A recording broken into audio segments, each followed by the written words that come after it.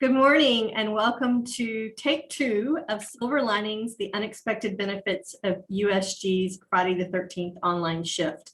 My name is Angela Megaw. I'm a reference services librarian at the University of North Georgia on our Dahlonega campus. And this is a re-recording of a presentation we did at Glitter. There was a technical glitch, and so bear with us. This is take 2. Hey everyone, I'm Amanda Nash. I'm one of the assistant deans of libraries at the University of North Georgia. I'm based at the Gainesville campus. And so true to 2020, 2021 patterns, things happen. So here we go. Let's try this again. I want to tell you a little bit about who we are to kind of give you some background and a foundation to understand all of the things that have happened to us over the course of the last year.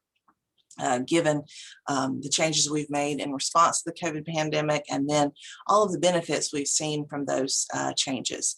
The University of North Georgia, or UNG, is a part of the University System of Georgia, or USG. And UNG was formed through consolidation of Gainesville State College and North Georgia College and State University about 8 years ago in 2013.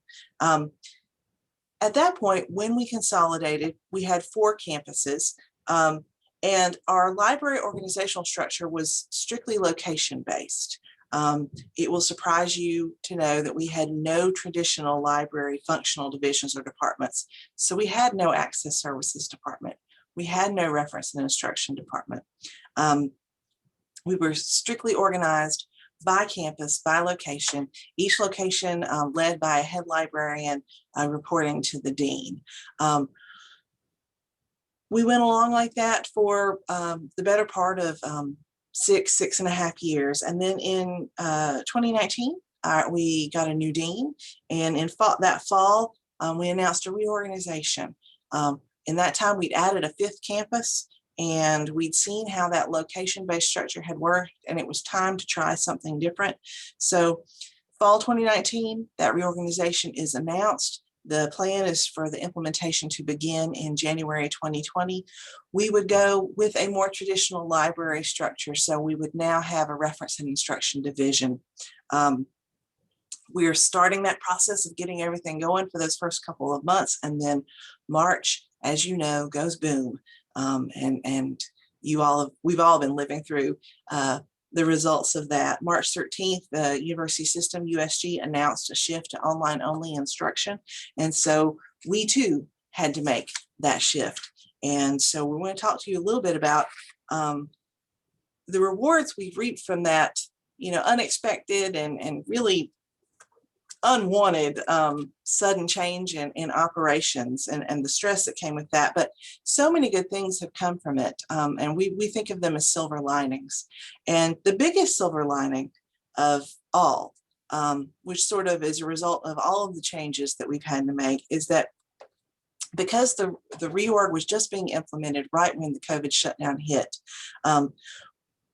we moved very quickly into our new organizational structure. It kind of forced and facilitated the implementation of the reorg. And so we no longer had, I need to change slides. We no longer had 5 campuses. We had about 40 campuses because everybody was working from home, plus the campus, the Dahlonega campus, which was still operating limited hours during the week. So all of a sudden we stopped thinking about those locations and began to think more as a cohesive team. So one of the biggest silver linings from this entire past year has been we've moved from that siloed location-based campus structure to a more cohesive, unified UNG libraries team. In order to move to operating online, we shifted our communications to Microsoft Teams. That's been a tremendous change for us, which we are going to stick with now that we are back in the buildings full time and operating much as we were in February 2020. But this major change, plus all the specific silver linings that Angela is going to walk us through here in a bit, this has been just an overall win for the libraries as a whole and for the reference and instruction librarians in particular. So Angela, I will turn it over to you. So of course, going completely virtual, as many people we had a chat service, but we had a lot of changes to our chat service as it was our main means of communication with our patrons during this time. One of the biggest changes that we were in the midst of making as we were shifting our organizational structure is that we were traditionally our access services staff were not a part of our chat service. It was completely done by librarians. We had just begun to train some of our access services people to cover some of our evening hours, which typically those types of questions in our evening were, can I get paper in the printer, and those kind of facilities kinds of questions. Knowing that when we went completely virtual, we needed to incorporate, we were going to have lots of questions. We anticipated that. So we moved our access services people and our librarians onto our chat service to offer a joint service. So, and that's one of the advantages that we had from this situation, is that we now have a set schedule. Whereas before it was whenever you were on the desk, cover chat while you're on the desk amongst all the other, things that go on when you're on a public service desk, to a set schedule where there is a librarian and an access services person online. We also have a public calendar that announces when our chat service is available, because unlike a lot of people, we don't have 24/7 chat. And so those are some positives that we had. We also had the advantage of having the only active chat service for the university. And so we actually had the opportunity to share our experiences with doing chat and do a little bit of training with some of our sister departments within the university. So those are the other real big advantage we had. Silver lining is we already had a set chat canned messages that we could pull from for quick answers. This was a really great ability to have as our operations changed, as everything was so fluid this past year. We were able to, as policy and procedures changed, we were able to update those canned messages pretty quickly to our staff, so that they weren't having to search through email to say, okay, what's the newest policy about mask wearing, or what's the newest policy about classroom reservations. We were able to, or study rooms, we were able to have all that there so that they didn't have to search to find the answers as things became fluid. Next slide, please. We also, Amanda, at the beginning of when the 2 weeks when the university system closed down courses in mid-March, she began the work of creating some teams to create what we ended up calling instructional guides. And initially in spring of 2020, we created 3 guides as a group. We created a guide for doing research consultations virtually, and 2 different guides about building and best practices for instruction online.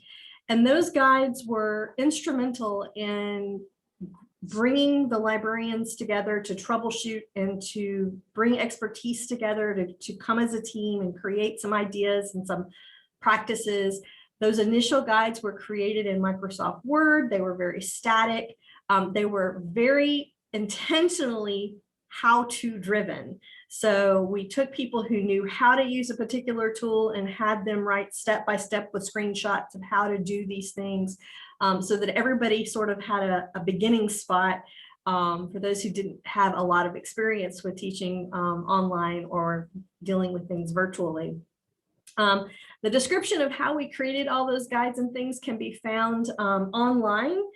If you Google the RACL Committee on Information Literacy's workshop from summer of 2020, all the details about how we created those guides can be found on that YouTube video. We've taken that initial thought, that initial gut reaction of, hey, we need some some material for people to work with. And we really liked the concept of having some guides for our librarians to be able to use in various settings. And so we've taken that, and we're in the midst of almost finishing what we call version 2 of this.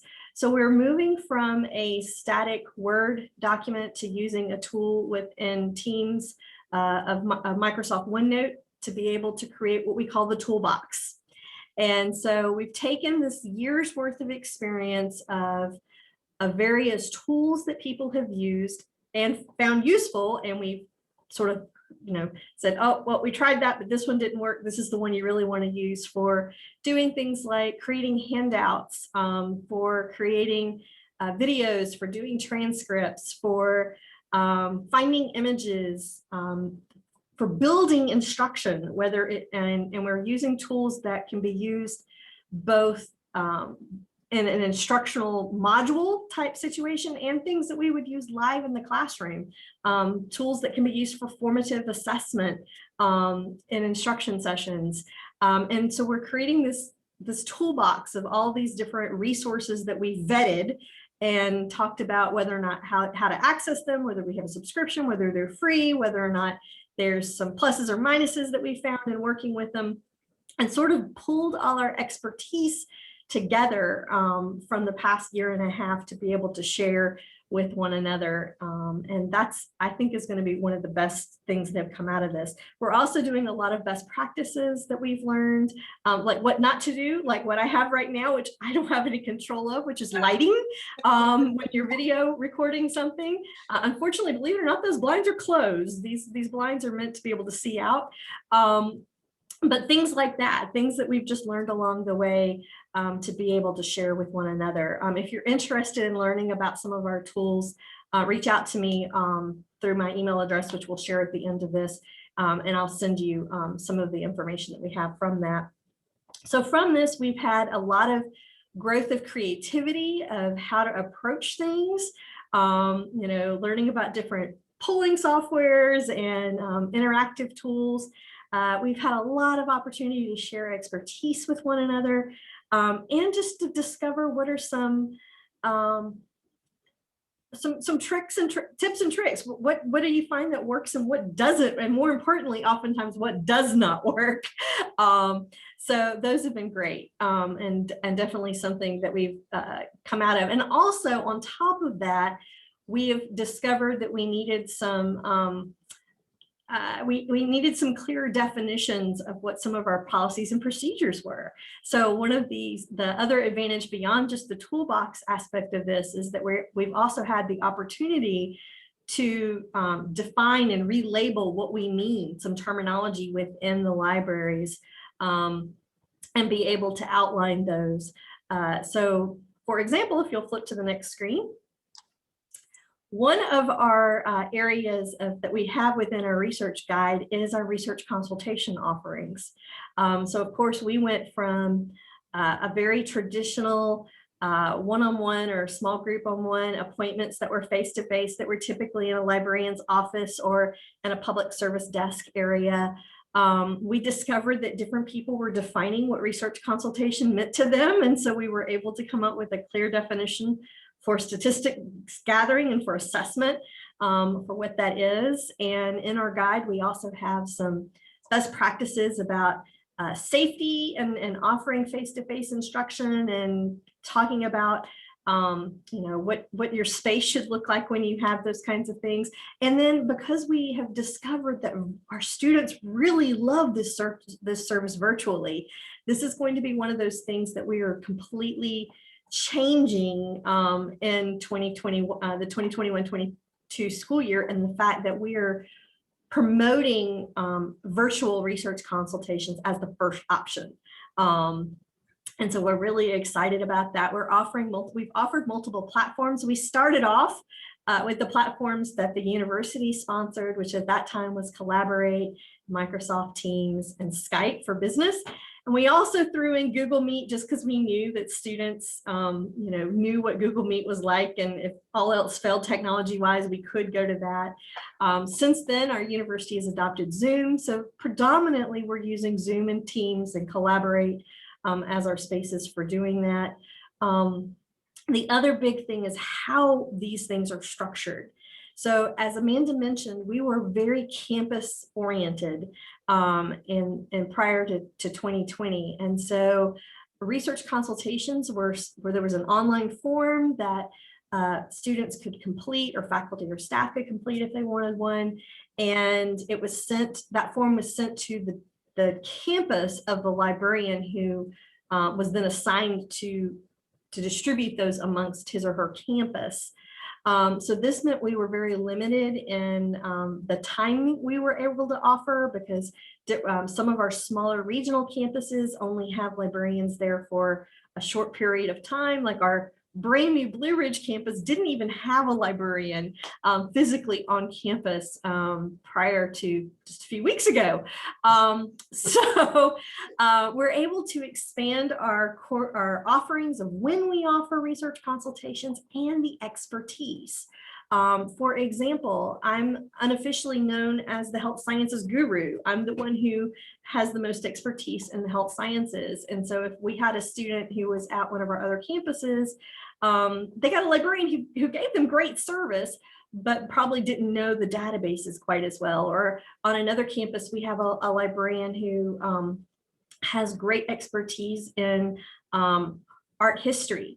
And so what we're able to do by switching to a more virtual system is not only expand the hours in which we offer stuff, but also be able to share expertise. So when we know a student is looking for something and we are able to provide a little bit more in-depth, personalized, subject-specific help, even though we're all generalists in nature. So for us, that was exciting because we were able to our graduate programs are only offered on 2 of our campuses, but we have expertises at our regional campuses and some of the degrees that we offer. So it gives them the ability to also get to meet with different levels of students they wouldn't normally have been able to serve. So we're very, very excited about this. It creates also the ability to do a workload balance, because as we all know, the majority of the questions we get asked, as much as we love those graduate students and those in-depth, history papers and that kind of stuff, the majority of what we get is English 1101, 1102, and like for us, Education 2110, which is a general subject about education. We get all those general type questions. And this allows us to spread the load of those amongst our campuses as well. So, we all know those particular assignments where you're getting slammed for about 2 weeks out of the semester with all these different instruction requests and research requests, because that's when the papers are due. We're able to spread that well amongst all our campus librarians. And so really, really excited about this. It has also allowed us to do more assessment on the level of what our students are asking for and where they're offering it and the time of day. And it's allowed us on the back end to be able to restructure how we gather statistics. So we're very, very excited about that particular change. Amanda? Piggybacking off of the good work that Angela and her team has done with the instructional guides, and then the changes that we've made to our research consultations, both in the way we schedule them and the way that we offer them, we're looking this fall about changing our instruction offerings and how we're thinking about shaking those up in a way. Of course, when we moved online back in March, we had that 2-week window where we had to kind of get everything together and figure out how we were going to proceed. We still had about 40 instruction sessions on the books at that point, and we were able to fulfill most of those. We only had a couple of cancellations, and that presentation that Angela referenced at the RACL Information Literacy event in summer of 2020, we talked a little bit about how that all played out. But we were really able to adapt pretty quickly and pretty well. And part of the reason we were able to do so was that move to online only classes created a shift in the needs of the teaching faculty. They did not need one shot so much anymore, in large part because our institution had mandated that we were to avoid synchronous instruction as much as possible and opt for asynchronous, in large part because they were worried we were going to break the internet. And we have a lot of rural places in our service area, and so bandwidth was an issue. Absolutely. So they wanted to make sure that our students were, some of our students were struggling to get online access anyway. We did not want to add to that burden. So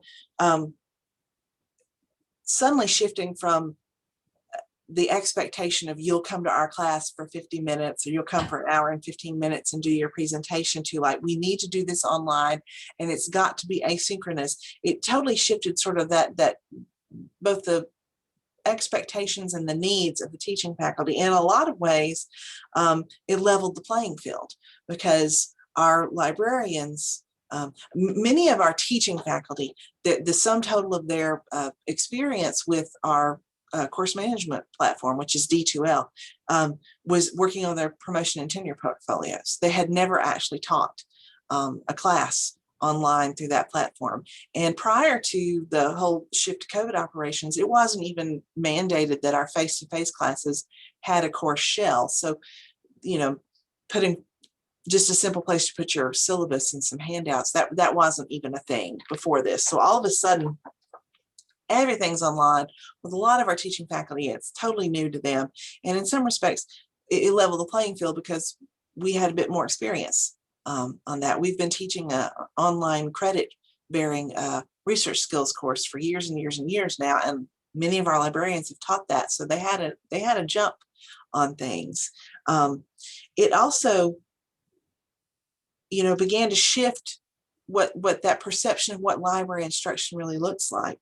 And we're going to build on that for the fall. I know that everyone is reacting to and in a sense reeling from that recent article, ACRL article addressing one-shots and the weaknesses that we all understand about them. That's largely been our main format of offering instructions prior to COVID, but now we have a good opportunity to change our format of our instruction offerings, to move away from that, what I call dog and pony show, to looking at taking what we've learned from online instruction, doing some hybrid things, doing some modified embedded work.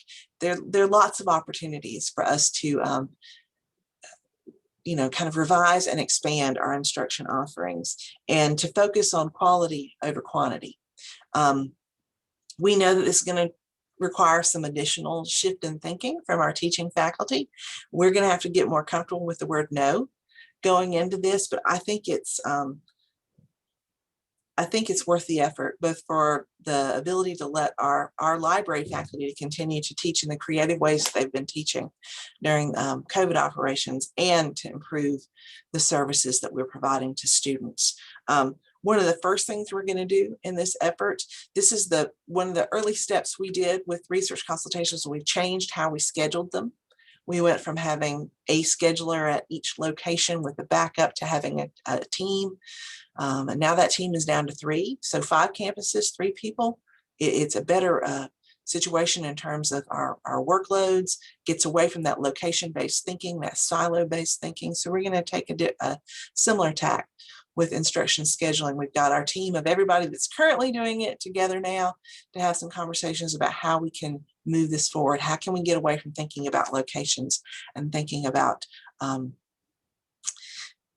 making a similar shift as we did with our research consultation. So we've just started this process, and that's why that big question mark is so appropriate. But I think that we are now at a crossroads, and we've got some real opportunities going into the fall to begin to make some additional changes.